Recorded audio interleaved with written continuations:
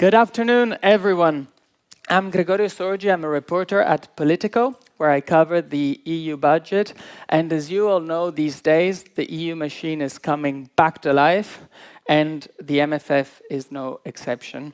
The negotiations in Council have restarted today after the summer break, and in this conversation, we'll have a look at what the budget has in store for the energy transition.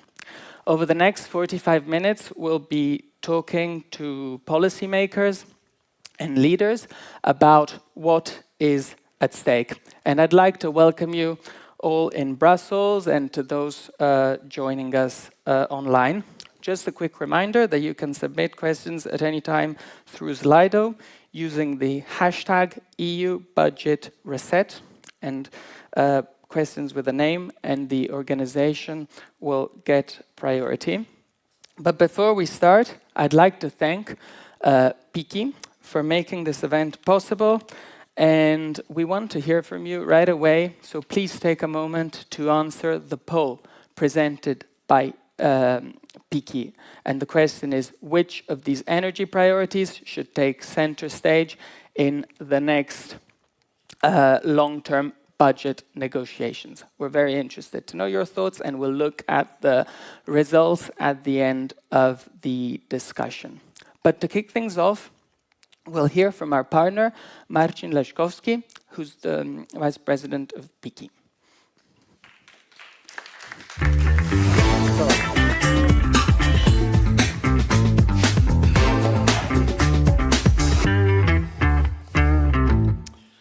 Ladies and gentlemen, it's a great pleasure to me to be here and start the introduction. We are meeting at a moment of profound change for Europe. The recent past has been a powerful teacher. The pandemic, the effort of rebuilding our economies, the energy crisis, Russia's full-scale war against Ukraine, and renewed strains in international relations. These events show that an effective union requires leadership, resilient institutions, flexible frameworks, and above all, adequate financial resources. That is why the debate on the next multi-annual financial framework is above all a debate about Europe's security, resilience, and our common values. From the perspective of the energy sector, European Union support for power investments delivers enormous added value. Electrification is today the backbone of Europe's economy transformation. The Clean Industrial Deal is clear. We must increase electrification by half, from 21.3% today to 32% in 2030. The future of many industries, such as chemicals, steel, food processing, and high-tech manufacturing, is a debate about electrification. This must be cost-effective to strengthen, not weaken, Europe's competitiveness. Electrification is also central to REPowerEU, the strategy to end energy dependence on Russian fossil fuels. Investing in clean, domestic electricity is not only an environmental priority, but also a geopolitical necessity. For too long, the power sector has been seen only through the lens of its own transition. Yet, without power sector, no other industry will decarbonize. Electricity accounts for 30% of European Union CO2 emissions, but has already delivered 75% of ETS reductions. At the same time, as electrification grows, dependence on weather-driven renewables creates higher costs and challenges for energy system stability. This is why investment must strengthen resilience. Underground cabling, mobile universal power supply systems, and advanced cyber protection. These dual-use solutions are also vital for defenders, particularly in member states on the European Union's external borders, like Poland, Finland, Romania, and also Portugal and others, where energy resilience is directly linked to European security. From 2031, annual investment needs in the energy sector will reach 311 billion euros, almost 10 times higher than industries. This must be managed carefully to avoid undermining competitiveness, growth, and jobs. Next MMF cannot meet all these needs, but must be part of the solution. We welcome the Parliament's call for continued European-level financing of the Energy Union. The Commission's July proposal earmarks 35% of the next budget for climate and environmental action. This is a strong signal, but European funds must be delivered in technology-neutral, systemic way, covering generation, transmission, distribution, and storage. Grid investments must be prioritized, especially local networks, which enable households and small and medium companies to integrate renewables and access affordable energy, eradicating energy poverty. A major challenge in many European countries, including Poland, is also the decarbonization of district heating, which supplies 70 million Europeans and requires European Union support. The debate is not only about how much we spend, but how. A cautious approach is needed to the money for reforms. Support for investments in energy projects must not be held hostage to reforms not linked to energy or climate. Consistency between the MMF and state aid frameworks is equally important, as are the long timelines needed for energy investments. Ladies and gentlemen, the debate on the MMF is not just about numbers. It's about Europe's security, competitiveness, and cohesion. Above all, it's about people. The energy transition will not succeed without citizens' support in all European countries. Their acceptance and needs must remain at the center. Intensive and cooperation build trust. Regulations alone will not deliver such a transformation. If the European Union leaders design the budget wishly, align financial instruments with strategic goals, and keep citizens at the heart of the transition, the MMF for 2028-2034 will be not just a financial plan, but the master plan, a strategic tool for a strong, secured, resilient, and competitive Europe. I wish you all a fruitful debate today with such an excellent panel of speakers. I trust that the discussion will address the key issues I have outlined: security, competitiveness, citizen support, the role of European funds in delivering a successful energy transition.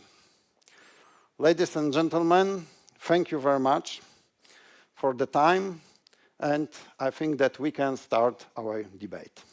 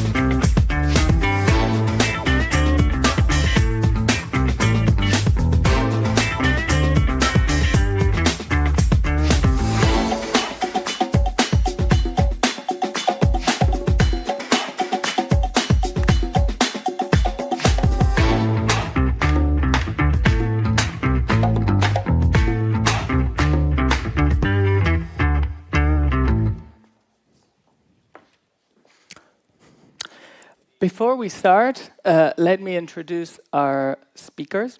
Siegfried Muresan from the EPP.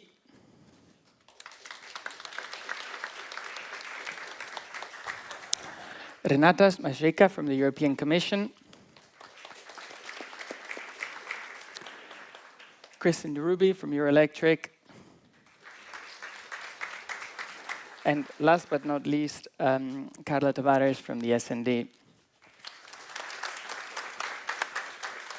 Welcome to you all, and thank you so much for being with us today. And before we start, just a quick language note, because in true Brussels style, we'll be multilingual today. And to make sure everyone can follow the conversation, we're offering live translation between Portuguese and English, and you'll be able to see the real-time subtitles. And if you're joining us online, they'll pop up right on your screen. Now let's dive straight into the conversation. And I'd like to start with you, Christian. In your view, how much money will we need to overhaul the electricity grids and more generally complete the energy transition? And from a business point of view, is the money in the MFF enough? And how important is it for businesses who are involved in the transition? Thank you. So let's start with what kind of money do we need for the grids in order to complete the energy transition. Here it's important to underline that there's two big needs. There's the transmission grids and there's the distribution grids. And if we sort of disregard for a second the North Sea, we're looking at a spending relation of 5-to-1. So distribution grids, the local grids, are much more important in terms of the overall spending needs. And the other important thing here is that they also become increasingly important with the decentralization of the electricity system and the energy system in general. So we're looking at funding needs up until 2030 in excess of 500 billion. And I would say it's very clear that we can never, let's say, fund this transition alone with public money. So the signal that's been given with the quintupling of the CEF is a very positive one. And I think we should recognize that and underline that. So there's a clear uptick in the spending, but we will need proper tariff structures in order to have the adequate investments in grids. And I'd like to hear Carla Tavares on this question from a socialist point of view. Is the money for the energy transition enough in the MFF, and during the upcoming negotiations in the European Parliament, will you be pushing for more funding in this domain? Thank you. Thank you for the invitation. I will speak in Portuguese. Bom, quando nós tivemos a apresentação por parte da Comissão, há muito pouco tempo ainda da proposta, there's a report that was approved by Parliament and that mandates both of us rapporteurs to negotiate this process. It's true that we now have an upgrade from 30 to 35% the climate foreseen in the MF proposal. But it's also true that, within that 35%, areas other than just climate, such as biodiversity, among other areas. So that was a previous parenthesis. We still need some time to work out the architecture of the new MF, as I think you know, is very different from the previous one. And, therefore, for us to have some security, we need some time here to check a few more days, to check all this information. And what I really enjoyed hearing was the opening speech.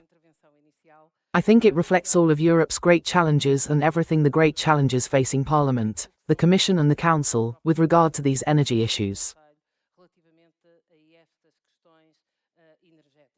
And therefore what we can commit to, as the rapporteur and as Parliament, will we be attentive to these areas? We know that these are absolutely crucial areas, as has just been said, they generate cohesion and competitiveness, of greater social and territorial cohesion, which is what we also want with this MOF. And if that's not enough, we will also be here for, together with the various partners, raise awareness of the importance of this area in particular, que é absolutamente urgente na vivência dos 27 Estados membros aos dias de hoje.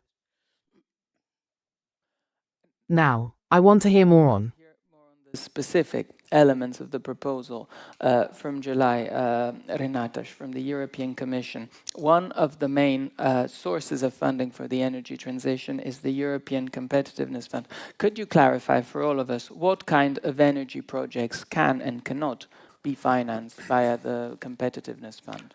Thank you. Thank you. I mean, actually, it's, as you know, as already said, I mean, we're really moving to a bit a new era in terms of European budget. It's, in general, it's more ambitious, more modernized, I would say even more radical in that sense. And Competitiveness Fund actually is one of a new programs with a budget up to 450 billion for 7 years, which is divided in 4 strategic policy windows. And one of the windows is a clean transition or decarbonization window.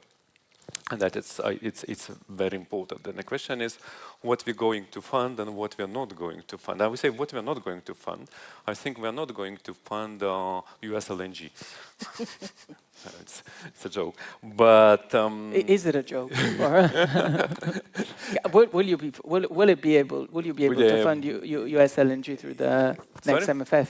No, is it a joke? Yes, yes, it is a joke. So you will be able to fund US LNG through the budget? No, I don't think we should be also funding any mega projects. I'm mega talking about really the ones who have, risk profiles of with black swans, gray rhinos, or whatever you take, which take over a long time, over the budget, over the time, whatever. I don't think that it's the purpose of the fund. And also the fund should not be funding the ones projects which are already, let's say, on the market, has its own valuations, where there is structured investment possible from institutional investors. I don't think that is the purpose. The purpose is, of course, of the fund to look into, first of all, maybe 3 themes to support projects and infrastructure when it comes to price, cost, bringing energy costs down, as is mentioned, for consumers and for industry. And that the solutions for energy efficiency, solutions for storage, energy management, or renovation, heating and cooling, those like mostly to mobilize the uptake of clean energy and clean energy technologies. That would be one area. Second area, I guess, is important is competitiveness. What we're speaking, really competitiveness of European industry and clean tech solutions for industry decarbonization and electrification. And that's important. And here we're having a problem in Europe in general.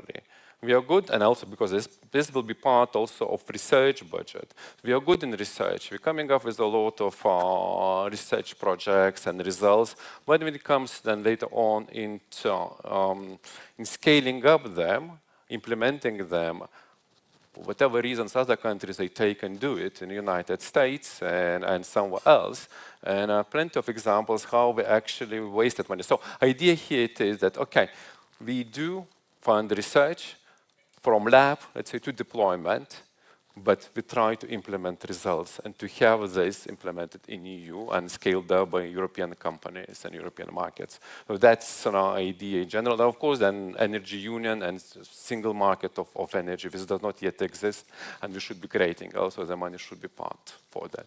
But a quick follow-up question on your previous point on the European-wide preference. Just to clarify, no funding under the MFF can finance projects that are outside of the European Union. Is my understanding right? It's more complicated than that. It depends, of course, if there are associated countries and they participate in the programs, they can be funded outside the EU, but together, Iceland or someone, if they decide to join programs, it is possible to fund. Or Ukraine, for example, to joining a defense fund. The projects could be funded in Ukraine for defense equipment for Ukraine or for Europe as well. The producers. So it is not sort of completely, it's not possible to fund in third countries. It is possible, but those need to be associated. There should be association agreement to the programs. Okay. And turning to Siegfried Muresan, you've been very active on the first pillar of the MFF proposal on the national and regional plans. Do you see on the ground a potential where the energy transition could play a role in these NRPs, where member states will have more flexibility and more margin of maneuver to direct where the funding goes? And do you think that there is potential in using the energy transition to improve cohesion across the bloc? Look, the way in which these so-called national regional partnership plans were designed by our friends in the European Commission, I see many risks and I do not see the potential that you describe in. And let me tell you why. So basically, the European Commission would have wanted to merge everything into one fund for each member state, agriculture, cohesion, and many other categories of funds, and to then negotiate with each government bilaterally, with the Commission, of course, having the upper hand, how a member state allocates the resources. That would have meant no predictability for beneficiaries, no predictability, particularly for large investments as the energy sector, where you need a long-term planning in research, innovation, and investment, but also in security, defense, you need a certain long-term planning. Farmers as well need to know when they invest what the resources that they can count on are.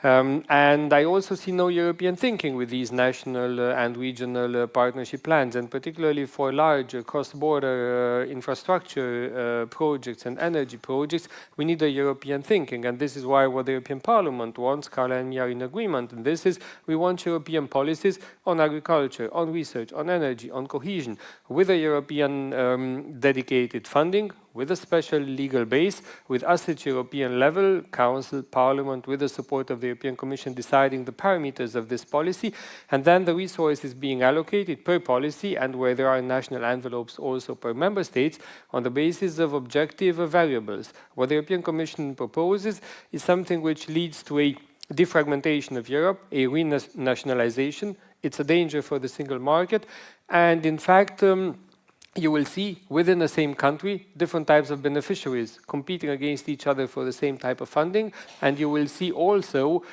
in the context of the fragmentation of the single market, same types of beneficiaries from different member states competing against each other, eventually in an unfair way. What do I want to say is if farmers in one member state are stronger in convincing that government to allocate more resources to them than farmers in another member state, they will have a competitive advantage. If they have a bigger allocation in one member state just because the government politically decided than farmers in another country. So we see many risks, we see many distortions, no predictability, and no guarantee that this will enable a stable funding for energy in the long term. I'll offer a right of reply to Renatas on this point, and in particular, what tools does the Commission have at its disposal to make sure that the funding that is meant for decarbonization is actually, as part of the national and regional plans, is actually used for that purpose? I think there are two main drivers here.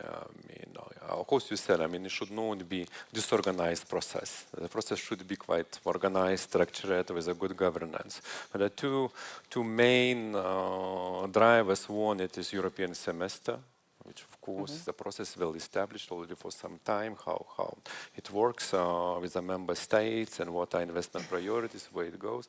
And second, when it comes to energy and climate, there are national energy and climate plans, which in principle also that when it comes through the partnership, national and regional partnership program, they should be aligned in that sense. And then what kind of control mechanisms? I don't know whether you know it, it was mentioned there is a proposal which came together with financial programs is horizontal. It's a regulation on budget expenditure tracking and performance, where in principle this regulation sets up monitoring and reporting mechanisms on the member states or individual projects, how they were spending money, but also they're putting targets and objectives on environment and climate spending, which is 35% across, which would be for climate and environment from all 2 trillion, close to 2 trillion budget would be 700 billion, sorry, for energy and climate. And then individual programs like Competitiveness Fund, like Research Framework Program, Connecting Europe Facility will have their own environment and climate targets, which is around 40%, 43, 40%. So I think, of course, with some additions, this combination of governance and regulation would help really to track what we spend and how we actually agree. But indeed, almost over there, some work needs to be done here. Okay. I think we could talk about the national plans for the rest of the conversation. But now I'd like to focus on another sensitive issue, which is nuclear energy and the use of nuclear energy in the new budget. Because in the past, Renatas, the funding could not be used to finance, from the budget, could not be used to finance conventional nuclear plants across Europe. Could you clarify if and how this will change under the new budget? I don't know how it will change, but I think personally, projects, especially like this, like a nuclear, they need to be an economic viable project. I mean, first of all, there should be economics. Now, currently, what we see in our nuclear projects, there is no economics. I mean, really over budget, I don't know how many billions, delay, whatever. So I don't know. I'm not sure you can fund such projects as long as economics is not put in place in correct way, not being ideological or anything. So what one needs to see, first of all, how to make projects economically viable, that promoters or developers are not going to go bankrupt with these projects, because you're not going to fund 20 billion worth nuclear power plant from that budget. It could be from national budgets or somehow. Maybe you need to see what, on the other hand, to see. Now with small modular reactors, what is possible to see. An EU budget maybe could be to see really what are the reasons and what are drivers to make those projects more economically sustainable. And then it could be, looking into safety requirements. It could looking into maybe some supply chain optimization, some other things, whatever. That's what EU funding is. It's more facilitator. It's not really trying to spend on production of nuclear energy. That is my view. But of course, proposals are actually technologically neutral. In principle, they're not really ruled out any nuclear. Yeah, and I'd like to hear Christian's view on this. Renata said that the key factor is economic viability. From a business perspective, are you looking or demanding for more flexibility to invest the money from the MFF on conventional nuclear plants? I think we should start with basics here. It's really crucial that we, in the course of this energy transition, do not rule out solutions before they even come to the table. And we are stuck in a situation right now in Europe where we're looking at a system where the gas resources will be very limited and expensive in the future. We do not want to go back to coal, and that raises the question, what are the dispatchable sources of energy that we can find for sustained electrification? And here we need to have a pragmatic approach, an approach that allows all hands on deck. So the principle of technology neutrality is quite important for us. Now, we're not asking for mega projects to be directly financed from the budget. What we are asking for is to make sure that we don't discriminate against individual technologies, for instance, when it comes to de-risking. So let's say that as part of the decarbonization bank. We see developers interested in matching industrial demand with small nuclear reactors, for instance. It would be a big problem if the Commission would a priori say this cannot be eligible for this and that reason, as long as we're talking de-risking. So let's make sure that we have an all-hands-on-deck approach, an inclusive approach. Let's make sure that we, of course, prioritize projects that work, and that we spend money as much as possible when they're public on ways of making more out of €1. So de-risking rather than direct subsidies. And Carla Tavares, we know that politically this issue is controversial in countries and across the political spectrum. What is your view on this? You know, given Europe's need to de-risk and to reduce reliance on Russian gas, is it a good idea to have more flexibility on nuclear energy? Bom, eu não creio que o próximo quadro financeiro plurianual vá financiar The construction of nuclear power stations. centrais nucleares. But in fact, as was said at the beginning, we really need, in terms of the European Union, to discuss the issues so that we can have an energy union once and for all. Para conseguirmos ter de uma vez por todas uma união de energia. And I think we have to have this discussion in a very open way. I come from a country on the tip of the Iberian Peninsula, next to Spain, and so this interconnection with the European market is absolutely essential. It's a controversial subject, obviously, but the dependencies that the European Union has today are frankly worrying. And I think that we have to start this debate in a different way, sometimes more dispassionate. We're not waiting that the financial framework is going to finance the construction of power stations. But this must also be an opportunity for us to open up new paths and new ways of looking at this union of energy that we must have, that we must all work together to build. And if it's unprejudiced from the outset, it will certainly help. Turning back to you, Christ. Back to you, Christian. We've talked earlier about the Connecting Europe facility, about the fact that it will grow massively, and this is one of the big novelties of the MFF.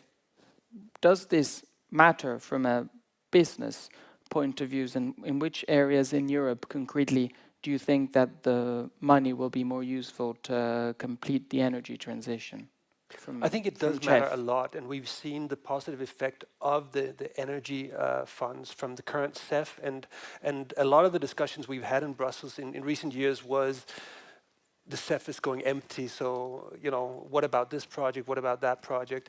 There's still a need for interconnection of countries, especially when we look to the east and the west of Europe. We're seeing a lack of interconnector capacity that would really significantly help the price formation across the internal market for electricity. So this would come to the benefit of everybody.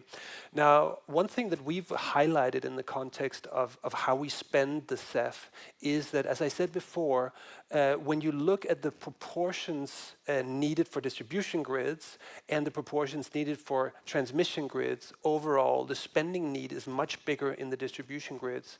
But as it were, European funds are only going 5% to distribution grids currently. So we would like to see more spend towards distribution grids, and that could be innovative projects related to digitization or the like, connecting customers in innovative ways, et cetera, et cetera. But prioritizing this would be important. We know that the money will be limited, and we know that there's a big cross-cutting demand for energy infrastructure. We need to spend it where we get most bang for the buck, and that would definitely be electricity first, and then in a second row, probably heating systems. We know that the need for other types of infrastructure, CO2 and hydrogen, is also there, but the relative amounts of energy coming from those sources will be very low compared to the electricity we need in the future. Is there a particular geographic area where you think that investments could create more bang for the buck, and a geographic area that is lagging behind on these interconnectors? Well, as I said, one of the things that we've seen in the last few years, in particular last year, was that in southeastern Europe, we're seeing some massive price spikes at times where there shouldn't be. And we essentially identified a number of reasons, one being a lack of infrastructure between southeastern Europe and the rest of Europe that kind of caught below the Balkans, if you will. If you look at that area, we had a massive influx of solar, fast retraction of conventional assets, and we had a demand pull from Ukraine. So all of a sudden, a corner of Europe was caught with very high prices and big problems. It would help a lot if we could interconnect that region better. We're talking about Balkans and We're talking about southeastern Europe, and we're talking in general about connecting Eastern and Western Europe better than they are today. I'd like to hear Muri's on this, because most of the funding comes from CEF, from the European Competitiveness Fund. The funding is allocated according to a market dynamic and businesses that have the best business case essentially can have access to this funding. Do you think that this might undermine cohesion and that some countries might benefit more than others from this form of funding? Yeah, the cohesion, yeah, please. Yeah, no, and in the negotiations, do you think that this is something you can work on, introducing more geographic balance in the competitiveness fund? You said many important things. Yeah. So firstly, cohesion of the lesser developed regions with the more developed regions in Europe is a fundamental objective of the European Union, right? It's anchored in the treaty. It's the base of our cohesion policy.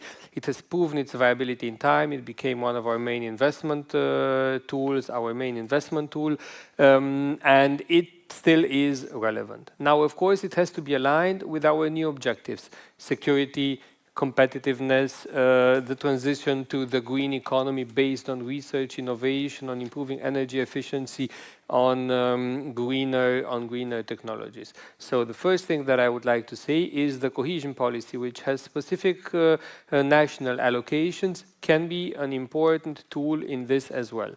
And there you have an allocation based on member states on their level of development. Then there are also policies, programs, which we are funding directly from European level in the area of research innovation, but also large infrastructure projects, large energy and transport projects under Connecting Europe facility, which have a European added value, which are very often cross-border projects. And particularly in the area of research innovation, they are based on excellence. So we're funding the best projects there. If we would not fund the best projects or the projects with the biggest European added value, if we would try to introduce a geographical balance, geographical proportion there as well, we would lose the effectiveness of these policies because we would not necessarily fund the best projects, the ones that we need most at European level. So I think the two policies, cohesion policy on the one side, which has a geographic allocation, which has national envelopes, and which favors the lesser developed regions, and these European priorities which we have under the cohesion, under the Connecting Europe facility and under Horizon, under the research program, these two together go best hand in hand.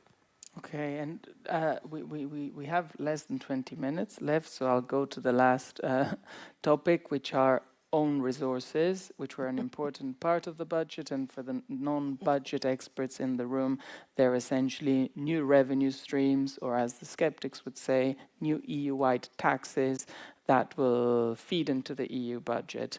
And Christian, Ruby, from a business perspective, what was your reaction to the own resource package that was presented in July by the Commission? Were you happy, disappointed? Before answering that, maybe it's worthwhile addressing the question whether this budget is actually big enough to tackle the challenges that we're facing. that's what I want to say. I think we need to be clear about the fact that this budget is not all that big. We make it sound very big, but it's not all that big. If you deduct the piece which is about paying back Next Generation EU and you adjust for the inflation, there's not all that much money and not near what Draghi has recommended we spend. So I think there's an overall consideration, which is, are we actually doing what we should when it comes to delivering European spending power at a time where we're facing economic blocks in the US and China that have much more centralized spending power and are basically playing a much more state-centered capitalist game and a much more, let's say, playing much more hardball when it comes to geopolitics. So we're facing a challenge when it comes to funding, and I think the attempt to define own resources here is only half a solution, and I fear that it's going to go sideways when it comes to the negotiations. We support as a power sector the ETS as an own resource, the CBAM as an own resource. Those tobacco and electronics, possibly more questionable. What we don't support is a lump sum contribution from companies. First of all, the principle is questionable. Secondly, the method is questionable. Why would you demand a lump sum from a company based on their turnover? This is not a good idea. Rather than focusing on profits, for instance. The problem here is that you might have big companies with low profits but high turnover, and you might have companies with massive profits, for instance, oil companies, but you're only going to tax them relatively less. And in general, the idea of introducing an EU level, call it tax, call it contribution, at the end of the day, it's money sent directly from companies to the EU. We think that is problematic. Yeah, and just to take a step back, Christian was referring to the proposed CORE, that's the acronym, and it's essentially a new levy on companies that are that have a turnover above 100 million. And the justification, to give the other point of view from the Commission, they would be saying that these countries are benefited from the single market because they are cross-border, the companies that operate cross-border. So this is just the background. But now, Siegfried, do you share this criticism? Look, CORE? yes, that specific criticism, absolutely, because it would worsen the competitiveness of our economy. We all talk about the need to make our economy more competitive, in addition to the burden that exists upon our companies if we tax them more at European level. That worsens their situation, firstly. But what I wanted to say is the following on own resources. Look, the budget for the time being is funded mainly by member states, which decide every 7 years how much, under which circumstances, for which types of projects they send into the EU budget. And very often each prime minister looks primarily at their net position. And each government, let's be honest, wants to pay as little as possible into the EU budget and benefit as much as possible. Is that European? No. It's national. It's 27 different national agendas. It's divisive, it's political, and it's also not predictable in the very long term. This is why we as a European Parliament say the correct solution in the long term is own resources. The European Union to have stable sources of revenue in the long term, in a European manner, not in a national manner, predictable, objective, so that citizens also know that. Now it's easier for the European Parliament to advocate for own sources of revenues for the European Union than it would be for a Minister of Finance or Prime Minister who prefers to tax themselves and then decide themselves politically when, how much, under which circumstances they pay to the European Union. This is why the debate on own resources for 20 years hasn't progressed. We wanted them, member states didn't want them. Now something has changed. At the beginning of the pandemic, we launched the biggest package of economic support ever, Next Generation EU, the Recovery Resilience Facility. We agreed then that we're going to pay it back through own resources. Half of it, it's about 700 billion euros. Half of it, it's loans. Half of it, the other half is grants. The loans, member states will pay back, but the grants, they won't. They tell us, well, for us it's grants. It's money that you told us we shouldn't pay back. We won't pay it back. So if member states don't pay don't pay it back, who should pay it back? The budget of the European Union costs 25 billion euros. That would mean an additional haircut of about 15% to all headings of the budget. Bad.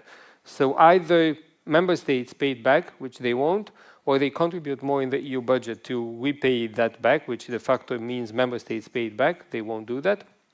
Or we cut the programs in the budget. That would mean a weaker Europe. People expect us to do more, to protect them, to make the economy more competitive. We need a bigger budget, not a smaller one.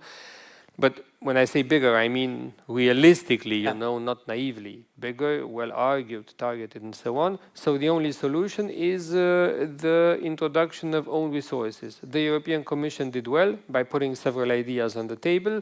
There will be discussions, there will be debates, but I think, you know, the lump sum on taxing companies is a mistake. Just one short thing, because you mentioned Draghi and you said, look, even with own resources and so on, we will not be close to what Draghi says we need. Well, Draghi never said that we should close the financing, the investment gap through public European money. So it will be a big effort done by all of us together, partly public money, partly private. You know, and the public ones will come from the European, the national, and the local level. And what Draghi also said is, you know, prove the single market, reform, and so on. We shouldn't forget that either. We shouldn't, when we talk about Draghi, focus only about the investment gap. And on the issue of the own resources, I'd like to hear from Carol Tavares. Two questions. First, as a socialist, do you share the criticism on CORE, or do you think it's a good idea to have companies paying their fair share? And second question, since our audience is asking about CBAM and ETS2, if the other own resources do not have necessary support, do you think it would be right for the Commission to expand CBAM to generate more revenue and to put back on the table the revenue under ETS2 as a means of increasing the own resources? Bom, quando nós, como aqui temos discutido, temos os desafios que temos pela frente. The next financial framework. We often use the phrase that you can't do more with less. And if this is indeed the case, from the outset, we always argued that it was important that, at the same time that we were working on the MF and discussing it, the MF, genuine own resources, were put on the table again, the discussion that we believe it's important to have about own resources. And therefore our position is that all own resources, that are generated by measures and actions that member states can't do on its own and which is transversal to the 27 member states, these resources should naturally revert to the budget, to leverage European policies that benefit the 27 member states. I think that this proposal is a first step. On the question of new own resources, as the sign mentioned, we have CBAM, we have ETS 1 and 2, and, so I think we need to look again, revisit taxes that already exist. I think we need to look at other areas of taxation, the same ones that have already been mentioned here. And I think that if we succeed, and I hope that we don't end up taxing companies more, that's what's desirable. So we need to find resources within the European Union or within of the 27 member states that can accommodate the challenges that lie ahead.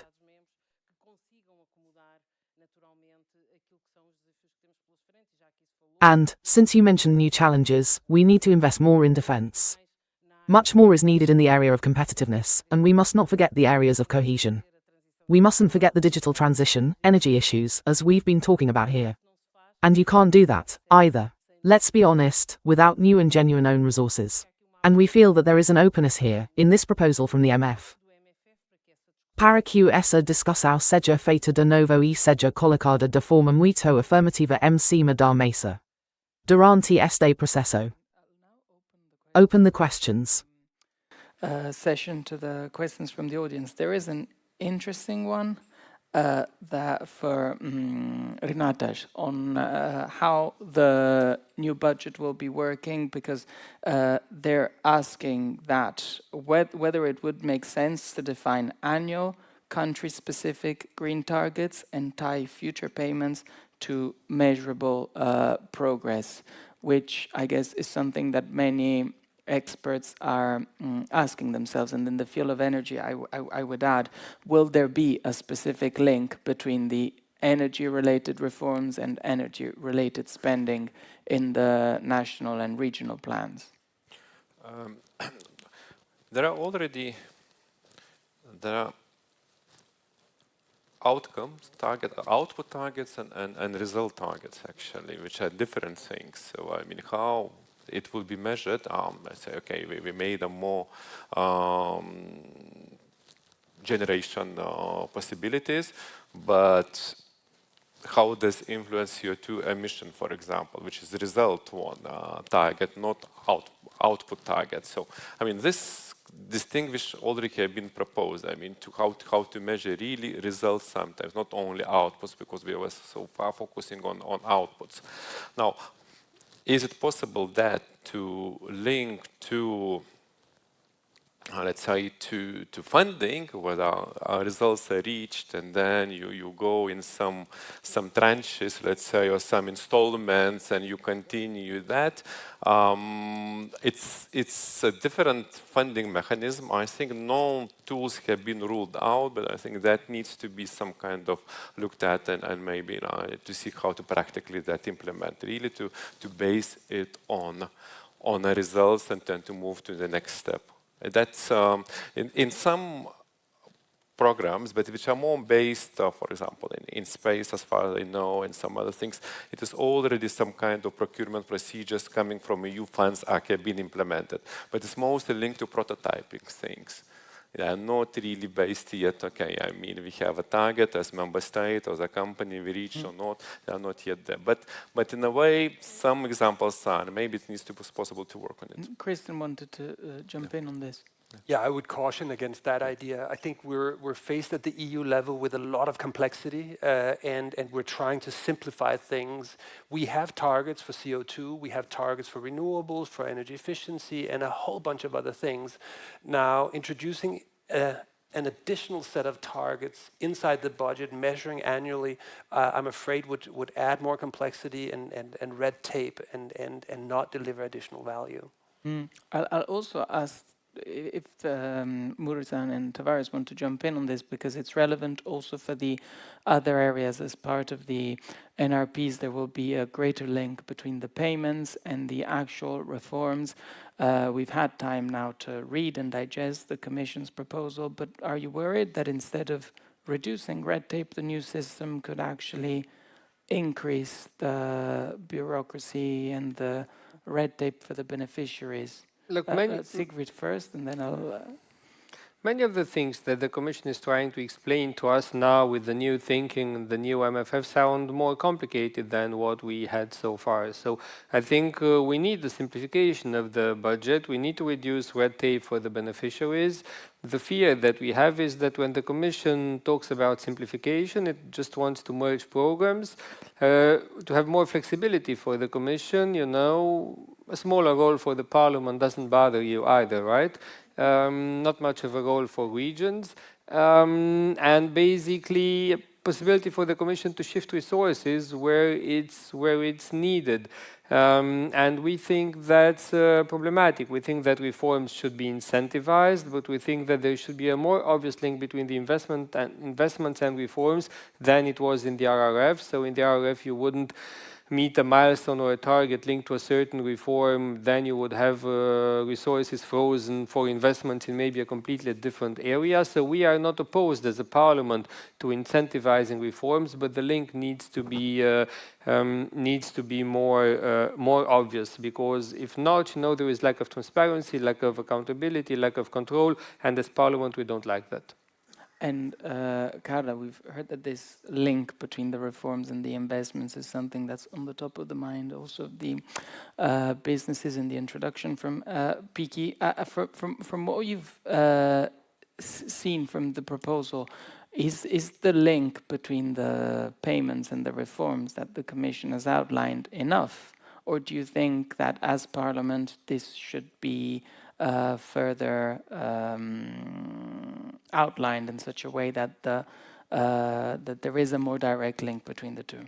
Quando nós vimos a proposta da Comissão, lembramos muito The F model. do RRF, The payments, counter-reforms and therefore very much at the level of what the Siegfried has already mentioned, which are the national plans.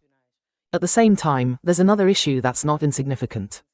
We have some experiences, namely with the index and with support in the area of development, which is greater participation by Parliament and a greater capacity for control and decision-making capacity of Parliament itself. Then, the utilization of European funds is no secret that the SNP is very much in favor of less of regional plans and much more of involvement at local level. It's at regional level. I myself spent some significant years as president of a large municipality near Lisbon and, therefore, well aware of the difference it makes to prepare investment with European funds. When decisions are made at national level or when decisions have the possibility of involving the local and regional level, where, naturally, not only is accountability more effective, is much more focused, the results must necessarily be better and faster. Naturalmente, quando o nível local e regional está envolvido na decisão, we have 2 minutes left, but... We only have 2 minutes left, but a very punchy question came in, so I think that we can end on this note. And this is for Renatas, because we have a member of the audience asking, it's a statement actually, the EU has lost the race on many technologies where the competitive gap is unlikely to be bridged. Is the sacrosanct technology neutrality still a relevant strategy? Over to you, Renatas. I mean, it's simple, punchy, but it's also a complex question. I mean, we're not in a simple world. I mean, when it goes also to technologies, you take nuclear, you take fusion, you take some other technologies, and they're always behind. There are intellectual property things, some other things, whatever. Who is better to scale up, to develop? Should we stay technologically neutral? I think we need to embrace all technologies. In principle, all possible technologies, and to see which one are the most cheaper, which ones we can put faster on the market, how much we can upscale and to introduce to society, and to give those benefits which have spent money on research. So that should be sort of driving thing. And then we have fundamental research, and I think that as well, one also should be neutral in that sense. I mean, fundamental research as well, maybe for 10, for 20 years, I mean, that we will going to have benefit. But what we need to do, we need to keep, and that is strategic and our sovereignty, to keep those technologies as much as possible in EU. And that's what we're trying, what we are losing, what we are not able to secure. We invest taxpayers' money. At the end of the day, we waste. I mean, the technologies have been developed and scaled up by other countries, China, US, whatsoever. And that we need to make. I mean, to really to find the mechanism how we can try to keep that thing in EU. And then it was clear. And we'll end on this note because our time is up. But I'd like to thank once again everyone who joined, and to those on site, you're welcome to stay for drinks. And as a final note, don't miss our Competitive Europe Summit that's coming up in October. The registrations are now open, so I'll hopefully see you again there. Thank you. Thank you.